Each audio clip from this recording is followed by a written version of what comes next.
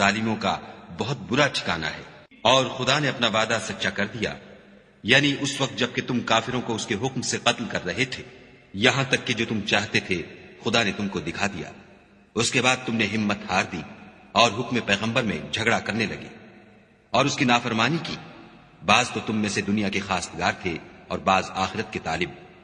اس وقت خدا نے تم کو ان کے مقابلے سے پھیر کر بھگا دیا تاکہ تمہاری آزمائش کرے، اور اس نے تمہارا قصور معاف کر دیا۔ اور خدا مومنوں پر بڑا فضل کرنے والا ہے۔ وہ وقت بھی یاد کرنے کے لائق ہے جب تم لوگ دور بھاگے جاتے تھے اور کسی کو پیچھے پھر کر نہیں دیکھتے تھے، اور رسول اللہ تم کو تمہارے پیچھے کھڑے بلا رہے تھے، تو خدا نے تم کو غم پر غم پہنچایا تاکہ جو چیز تمہارے ہاتھ سے جاتی رہی یا جو مصیبت تم پر واقع ہوئی ہے اس سے تم اندھوناک نہ ہو، اور خدا تمہارے سب اعمال سے خبردار ہے۔ پھر خدا نے غم و رنج کے بعد تم پر تسلی نازل فرمائی، یعنی نیند، کہ تم میں سے ایک جماعت برتاری ہو گئی، اور کچھ لوگ جن کو جان کے لالے پڑ رہے تھے خدا کے بارے میں ناحق ایام کفر کے سے گمان کرتے تھے اور کہتے تھے بھلا ہمارے اختیار کی کچھ بات ہے؟ تم کہہ دو کہ بے شک سب باتیں خدا ہی کے اختیار میں ہیں۔ یہ لوگ بہت سی باتیں دلوں میں مخفی رکھتے ہیں جو تم پر ظاہر نہیں کرتے تھے۔ کہتے تھے کہ ہمارے بس کی بات ہوتی تو ہم یہاں قتل ہی نہ کیے جاتے۔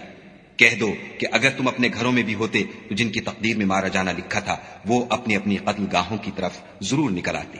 اس سے غرض یہ تھی کہ خدا تمہارے سینوں کی باتوں کو آزمائے اور جو کچھ تمہارے دلوں میں ہے اس کو خالص اور صاف کر دے، اور خدا دلوں کی باتوں سے خوب واقف ہے۔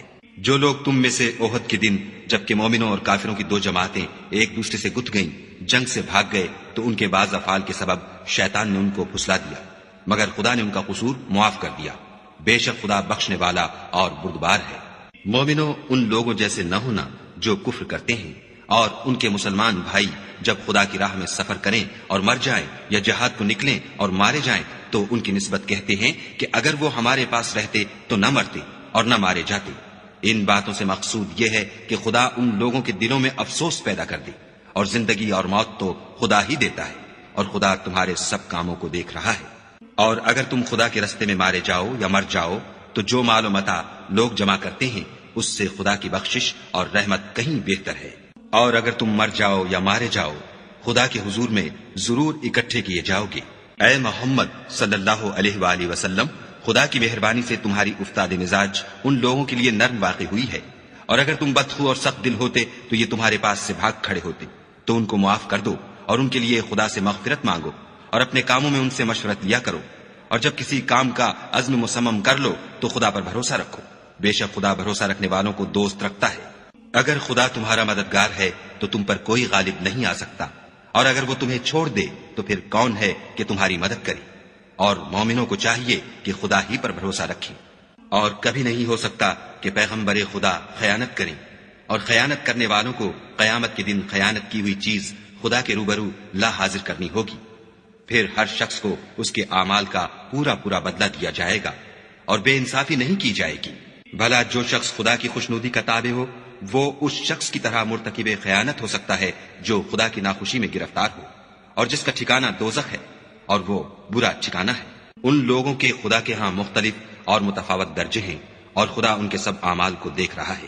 خدا نے مومنوں پر بڑا احسان کیا ہے کہ ان میں انہی میں سے ایک پیغمبر بھیجے جو ان کو خدا کی آیتیں پڑھ پڑھ کر سناتے اور ان کو پاک کرتے اور خدا کی کتاب اور دانائی سکھاتے ہیں۔ اور پہلے تو یہ لوگ صریح گمراہی میں تھے۔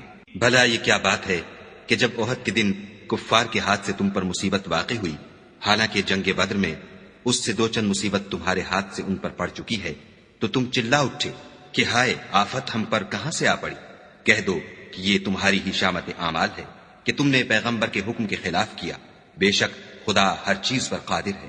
اور جو مصیبت تم پر دونوں جماعتوں کے مقابلے کے دن واقع ہوئی سو خدا کے حکم سے واقع ہوئی، اور اس سے یہ مقصود تھا کہ خدا مومنوں کو اچھی طرح معلوم کر لے اور منافقوں کو بھی معلوم کر لے۔